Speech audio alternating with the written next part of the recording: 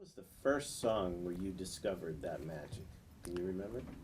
I mean, I know very clearly when my brother came into the band, I was still the singer, and Wolfgang Johnny, the old drummer, was also sharing with me the vocals.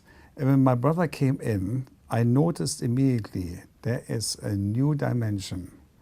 I said, remember, I said to my brother, I said, we need a different singer, because I think that this quality we have now, we have to lift up. And I think the only one is Klaus. So, and we called Klaus, and immediately there was this even more dimensional up. And of course, in the beginning, we start writing as a team. Lonesome Crow was more a team kind of thing. You know, somebody was putting a riff in the room. Klaus was singing, oh, so they were like going mad and stuff like this. So and everybody was putting his pieces together. Later, when Uli John Ross came into the band, then he went into the point and said, no, look, I think the person who composed has to be the one who really get the signing. So in this case, I start working as a composer. First time, really like to say, composing, can I do that or not? You know, I even didn't know that I can do it. So I did it.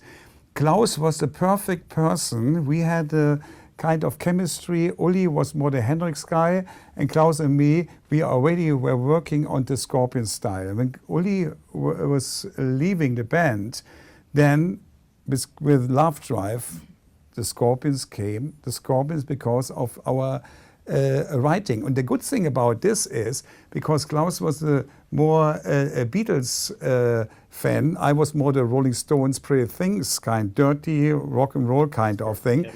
Yeah, exactly, and that's the important point. That makes the rough kind of sound, which the Scorpions, and what Klaus said before, that when he can sing with his angel voice, but when the guitar exactly the riff goes into his voice, then you have everything. I was a Beatles kid, and when I started to get older, teenager, the girls I wanted to hook up with were all Stones girls. And then later on, then the romance comes full circle, right? Because the Beatles were the more romantic. Yeah, exactly, yes. Of course. Sure.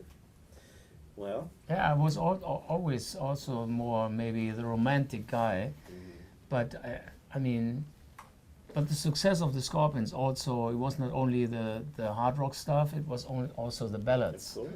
You know, and that makes a difference with many bands, because many bands, they do their thing, they have all those screamers, but yes, they stick to what they do, yes, but also the other reason is this is the only thing the singer maybe can do.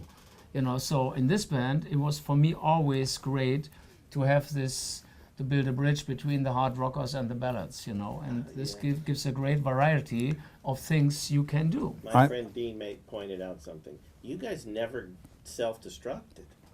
You didn't become the Motley Crue of Germany. You didn't go off the rails. So we are the Yardbirds of Germany, because of the guitar players. Now, I tell you one thing. What I think the Scorpions standing for, there are three very important songs of the history of the Scorpions. It's on one hand, it's Rock Like a Hurricane, no question about this, because it's the attitude, it's rock, it's sexual, it's the bitch is hungry, she needs to tell. So give her inches, feel. It's the line which, and the Berlin Philharmonic Orchestra played that. You know, I mean, that's very heavy stuff.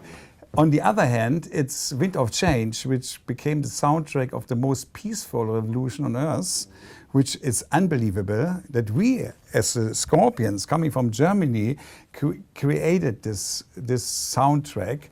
And another one is, of course, Still Loving You, because the baby boom in France was by selling 1.8 million singles, and the most couple made love with this song, and we created really a baby boom. They told us from a government really counted that 0.4%, something like this.